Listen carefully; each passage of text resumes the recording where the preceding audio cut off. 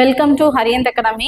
RRB previous year கொஸ்டினை தான் நம்ம ரெகுலராக பார்த்துட்டு இருக்கோம். இப்போ ஆர்ஆர்பி ப்ரீவியஸ் இயர் கொஸ்டினில் டெல்லி சுல்தான்லாம் பார்ட் 1 வீடியோ முன்னாடி போட்டிருக்கோம். இப்போ பார்ட் 2 வீடியோ கண்டினியூஸ் பார்க்கலாம், சரிங்களா? இப்போ கொஸ்டின் பார்க்கலாம்.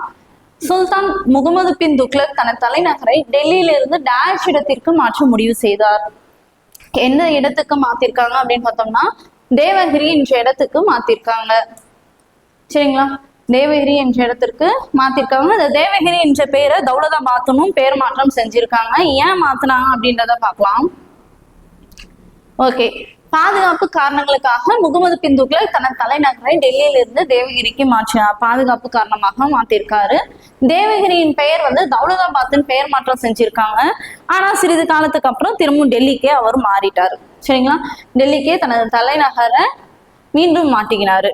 ஓகே, ஏன் திரும்பி டெல்லிக்கே மாத்திட்டார் அப்படின்னு பார்த்தோம்னா முகமது பின் துக்ளக் நிறைய போரிட்டு நிறைய இடத்த ஆக்கிரமிச்சு வச்சுக்கிட்டாரு இந்தியாவில் பொறுத்த வரைக்கும். அப்ப அந்த இடத்த ஒரு இடத்துல நின்றுட்டு ஆட்சி செய்யணும் அப்படின்னு பார்த்தோம்னா அதுக்கு டெல்லி தான் தலைநகரா இருந்தாதான் அந்த இடத்துல இருந்து ஆட்சி செய்யறதுக்கு கரெக்டா இருக்கும். அதனால தௌலதாபாத்ல இருந்து டெல்லிக்கு மாத்திட்டார். ஓகே, அடுத்த கொஸ்டின்.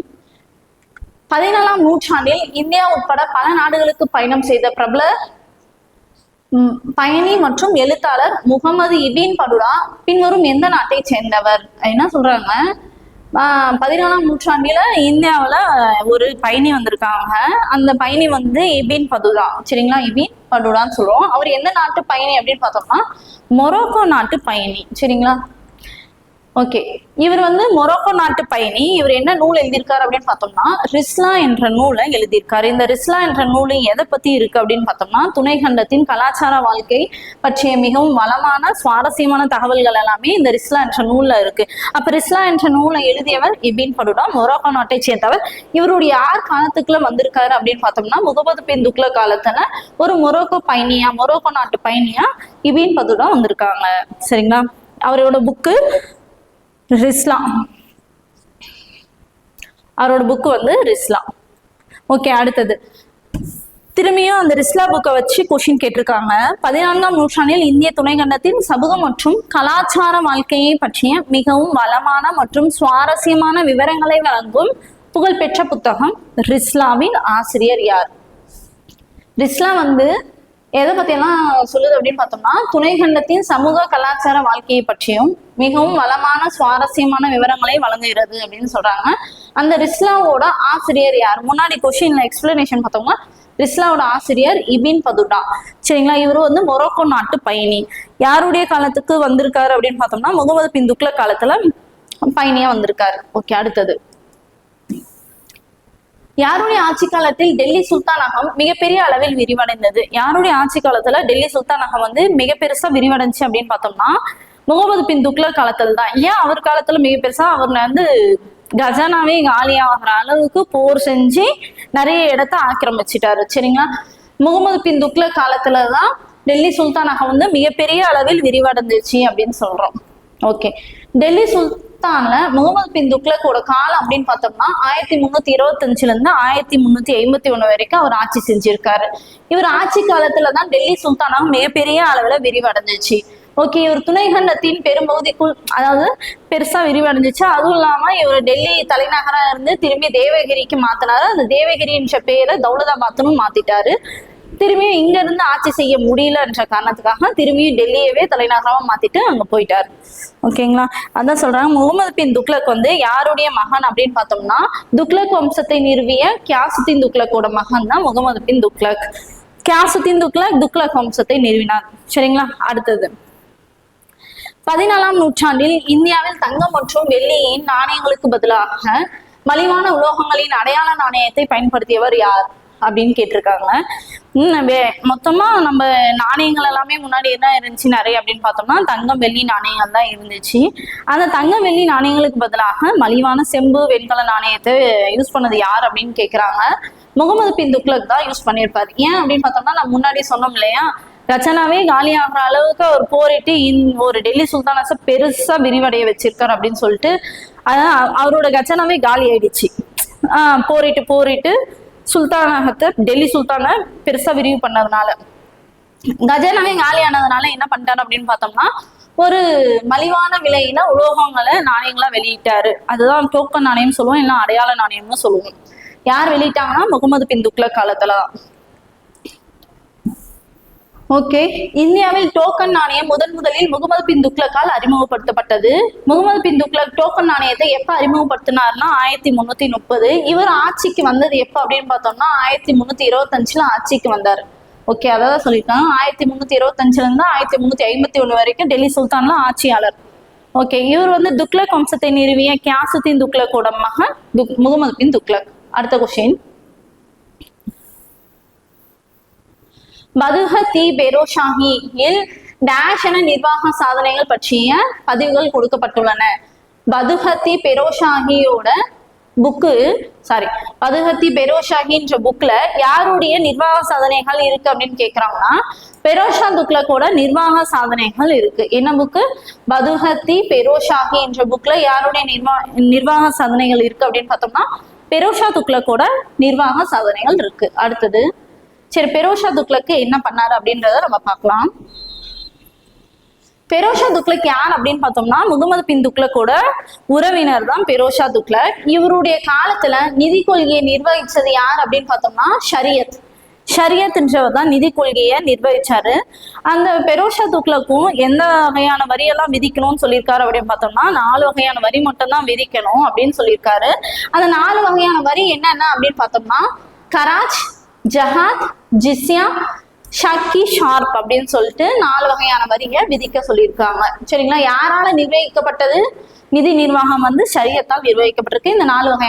கராச்னா எதுக்கான வரி அப்படின்னு பார்த்தோம்னா இது ஒரு நில வருவாய். கராச்னா நில வருவாய். ஜஹாத் அப்படின்னா மத நிறுவனங்களால் வசூலிக்கப்படும் ஒரு வருவாய். ஜிஸ்யா அப்படின்னா இஸ்லாமியர் அல்லாதவர்கள் மீது விதிக்கப்படும் வருவாய், ஜிஸ்யா வருவாய். ஹக்கி, ஷார்ப் இது பாசன வரி அல்லது நீர் வரி. ஹக்கி ஷார்ப்னா பாசன வரி அல்லது நீர் வரி. இந்த பெரோஷா துக்ளக் வேற என்னெல்லாம் பண்ணியிருக்காரு அப்படின்னு பார்த்தோம்னா நிறைய நகரத்தை உருவாக்கியிருக்காரு. என்னென்ன நகரம் அப்படின்னு பார்த்தோம்னா ஜான்பூர், பெரோஷ்பூர், பெரோஷாபாத், ஹிசார் மற்றும் பதேகாபாத் உள்ளிட்ட பல நகரங்களை உருவாக்கியிருக்காரு. 1388 செப்டம்பர்ல இறந்துட்டாரு. எங்க அடக்கம் செஞ்சிருக்காங்க அப்படின்னு பார்த்தோம்னா ஹவுஸ்காஸ் என்ற இடத்துல அடக்கம் செஞ்சிருக்காங்க. பெரோஷா துக்ளக்க ஹவுஸ்காஸ் என்ற இடத்துல அடக்கம் செஞ்சிருக்காங்க. 1388 அவர் இறந்துருக்காரு. இவர் 4 வகையான வரியை விதிக்க சொல்லியிருக்காரு. யாருடைய தலைமையில நிதி நிர்வாகம் நடந்துட்டு இருக்கு அப்படின்னு பார்த்தோம்னா ஷரியத் என்பவர் தலைமையில நிதி நிர்வாகம் நடந்துட்டு இருக்கு. ஓகேங்களா? பெரோஷா துக்ளக் யார் அப்படின்னு பார்த்தோம்னா முகமது பின் துக்ளக்கோட உறவினர் தான் பெரோஷா துக்ளக். அடுத்தது லோடி வம்சம். அரபில சைது வம்சத்தை பத்தி கொஸ்டின் இல்ல, லோடி வம்சம் தான் கொடுத்துருக்காங்க. சரி, பார்க்கலாம். லோடி வம்சத்தை நிறுவியவர் யார் அப்படின்னு பார்த்தோம்னா பஹலு லோடி தான் லோடி வம்சத்தை நிறுவியிருக்காங்க. பார்க்கலாம். லோடின்ற வம்சம் வந்து டெல்லி சுல்தான்ல 5வது வம்சம். ஆப்கானிய வம்சத்தால் நிர்வகிக்கப்படும் வம்சம் தான் இது. இவங்களோட மொழி என்ன அப்படின்னு பொதுவா பார்த்தோம் அப்படின்னு பார்த்தோம்னா பாரசீக மொழி தான் இவங்களோட மொழியா இருந்துச்சு. லோடி வம்சத்தை நிறுவியவர் பஹலு லோடி. ஓகே, இந்த லோடி வம்சம் தான் டெல்லி சுல்தானிய ஆட்சியை முடிவுக்கு கொண்டு வர்றதுக்கு காரணமா இருந்துச்சு. லோடி வம்சத்துல இப்ராஹிம் லோடியும் பாபரும் பானிபட் போர்ன்ற ஒரு போர்ல ஈடுபட்டு டெல்லி சுல்தானத்தை ஒரு முடிவுக்கு கொண்டு வந்துறாரு பாபர். அந்த பானிபட் போர் எப்போ வந்துச்சு அப்படின்னு பார்த்தோம்னா 1526 ஏப்ரல் 21 அப்ப போர் நடந்துச்சு. அந்த போர்ல டெல்லி சுல்தானாக வந்து ஆட்சி முடிவுக்கு வந்துருச்சு. அதுதான் பானிபட் போர். யார் யாருக்கு இடையே நடந்துச்சு அப்படின்னு பார்த்தோம்னா லோடி வம்சத்தின் இப்ராஹிம் லோடிக்கும் முகலாய வம்சத்துல பாபருக்கும் இடையே நடந்தது தான் பானிபட் போர். எப்ப நடந்துச்சு? 1526 ஏப்ரல் 21 அப்ப நடந்துச்சு. லோடி வம்சத்தை நிறுவியவர் பஹலு லோடி. இவர் வந்து ஆப்கானிய வம்சம் லோடின்றது. ஓகே, இவங்களோட மொழி அப்படின்னு பார்த்தோம்னா பாரசீக மொழி தான் இவங்களோட பொதுவான ஒரு மொழியா இருந்துச்சு. அடுத்தது டேஷ் ஆக்ரா நகரத்தின் நிறுவனராக கருதப்படுகிறார். ஆக்ரா நகரத்தின் நிறுவனராக கருதப்படுபவர் யார் அப்படின்னு பார்த்தோம்னா சிக்கந்தர் லோடி தான் ஆக்ரா நகரத்தை நிறுவியிருக்காரு. எந்த வருஷம் அப்படின்னு பார்த்தோம்னா 1504 ஆக்ரா நகரத்தை நிறுவியிருக்காரு. பார்க்கலாம். இந்த சிக்கந்தர் லோடி வந்து பஹலு லோடி இறந்த பிறகு சிக்கந்தர் லோடி வம்சத்தின் அடுத்த ஆட்சியாளராக வராரு. சிக்கந்தர் லோடி வந்து லோடி வம்சத்தின் அடுத்த ஆட்சியாளர். அவர் தனது தலைநகரை டெல்லியில இருந்து ஆக்ராவிற்கு மாத்தினாரு. எந்த வருஷம் மாத்தினார் அப்படின்னு பார்த்தோம்னா 1504 மாத்திருக்காரு. எனவே அதனாலதான் அவர் வந்து ஆக்ராவின் நிறுவனர் அப்படின்னு சொல்றோம். ஆக்ராவின் நிறுவனராக கருதப்படுகிறார். யாரு? சிக்கந்தர் லோடி. யாரோட பையன்? லோடி வம்சத்தை நிறுவிய பஹலூல் லோடியோட பையன் தான் சிக்கந்தர் லோடி. அடுத்த கொஸ்டின் ஓகே. இப்போ இது வந்து என்ன அப்படின்னு பார்த்தோம்னா லோடி வம்சத்துல இருந்து கொஸ்டின் முடிஞ்சு. இப்போ வர கொஸ்டின்ஸ் என்ன பார்த்தோம்னா டெல்லி சுல்தானோட கட்டிடக்கலையை பத்தியான கொஸ்டின்ஸ் தான் வருது. பார்க்கலாம். குதுப் மினாரின் கட்டுமானத்தை யார் முடித்தார் அப்படின்னு கொஸ்டின் கேட்டிருக்காங்க. குதுப் மினாரின் கட்டுமானத்தை முடிச்சவர் வந்து பெரோஷா துக்ளக். ஆரம்பிச்சது குத்புதீன் ஐபக். அவரு அதை முடிக்கிறதுக்கு முன்னாடியே இறந்துட்டாரு. அதை கண்டினியூ பண்ணது வந்து இல்துமிஷ். அதுக்கு அடுத்தது பார்த்தோம்னா பெரோஷா துக்ளக். சரிங்களா, பார்க்கலாம். குதுப் மினார் வந்து 73 மீட்டர் உயரமுள்ள ஒரு உயரமான வெற்றி கோபுரம் தான். குதுப் மினார் வந்து எத்தனை மீட்டர் உயரம்னா 73 மீட்டர் உயரமுள்ள ஒரு வெற்றி கோபுரம். இது எப்ப குதுப் மினாரின் கட்டுமானத்தை தொடங்கினாங்க அப்படின்னு பார்த்தோம்னா 1193 குதுப் மினாரோட கட்டுமானம் வந்து தொடங்கப்பட்டது. ஆனால் அடித்தளத்தை மட்டுமே முடிக்க முடிந்தது. அவரது வாரிசான இல்துமிஷ் மேலும் 3 மாடிகளை சேர்த்தார். 1368ஆம் ஆண்டு பெரோஷா துக்ளக் 5வது மற்றும் கடைசி மாடியை கட்டினார்னு சொல்றாங்க. சரிங்களா, ஃபர்ஸ்ட் ஆரம்பிச்சது குத்புதீன் ஐபக் தான். ஆனா அடித்தளத்தை மட்டும் தான் கட்டியிருக்காரு. அடுத்து வந்து இல்துமிஷ், அவரோட வாரிசான இல்துமிஷ் வந்து 3 மாடிகள் வரைக்கும் கட்டியிருக்காரு. அடுத்து பெரோஷா துக்ளக் வந்து என்ன பண்ணியிருக்காரு அப்படின்னு பார்த்தோம்னா 5வது மாடியும் அடுத்து கடைசி மாடியும் கட்டி முடிச்சிருக்காரு. எந்த வருஷம் அப்படின்னு பார்த்தோம்னா 1368. ஓகே, அடுத்த கொஸ்டின். டேஷ் ஆட்சி காலத்தில் கட்டப்பட்ட பெகம்புரி மசூதி டெல்லியில் அவரது புதிய தலைநகரான ஜஹன்பானாவின் முக்கிய மசூதியாக இருந்தது. யாருடைய ஆட்சி காலத்துல இந்த பெகம்புரி மசூதி கட்டப்பட்டது அப்படின்னு கேக்குறாங்க. யாருடைய ஆட்சி காலத்துல அப்படின்னு பார்த்தோம்னா முகமது பின் துக்ளக்கோட ஆட்சி காலத்துலதான் இந்த பெகம்புரி மசூதி கட்டப்பட்டது. ஓகேங்களா, இது அவருடைய புதிய தலைநகரமான ஜஹன்பானாவின் முக்கிய மசூதியாக இருந்துச்சு. முகமது பின் துக்ளக்கோட ஒரு புதிய தலைநகரம் வந்து ஜஹன்பானா. அவரோட முக்கிய மசூதியாக இருந்தது வந்து பெகம்புரி மசூதி. ஓகேங்களா, அடுத்த கொஸ்டின். குதுப் மினாருக்கு அருகில் உள்ள அலை மினாரை கட்ட விரும்பிய ஆனால் அதை முடிக்க முடியாத ஆட்சியாளர் யார்? குதுப் மினாருக்கு அருகில ஒரு அலை மினாரை கட்டணும்னு நினைச்சிருக்காரு, ஆனா முடிக்க முடியல. யார் அப்படின்னு பார்த்தோம்னா அலாவுத்தீன் கில்ஜி தான். அலை மினாரை, அதாவது அலை தர்வாசா அப்படின்னு சொல்லுவோம். அலை தர்வாசாவை கட்டினவர் யார் அப்படின்னு பார்த்தோம்னா அலாவுத்தீன் கில்ஜி தான். அதுக்கு வந்து இன்னொரு நேம்னு சொல்லியிருக்காங்க அலை மினார். ஓகேவா, குத்புதீன் ஐபக்கு ஸ்டார்ட் பண்ண குதுப் மினார் பக்கத்துல அவரும் கட்டணும், குதுப் மினாரை விட பெருசா கட்டணும் அப்படின்னு நினைச்சிருக்காரு, ஆனா முடியல. அவரு அதுக்கு முன்னாடியே இறந்துட்டாரு. ஓகே, அதை பத்தி பார்க்கலாம். முடிக்கப்படாத அலை மினார் வந்து கில்ஜி வம்சத்தின் 2வது ஆட்சியாளரான அலாவுத்தீன் கில்ஜியால் கட்டப்பட்ட குதுப் மினார் வளாகத்தில் அமைந்துள்ளது அப்படின்னு சொல்றாங்க. இந்த அலை மினார் வந்து எங்க அமைஞ்சிருக்கு அப்படின்னு பார்த்தோம்னா குதுப் மினாரின் வளாகத்தில் அமைஞ்சிருக்கு. சரிங்களா, அவர் குதுப் மினாரை விட 2 மடங்கு உயரமான ஒரு கட்டடமா கட்டணும் அப்படின்னு நினைச்சிருக்காரு.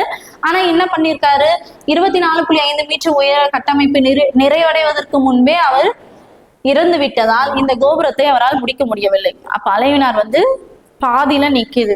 சரிங்களா,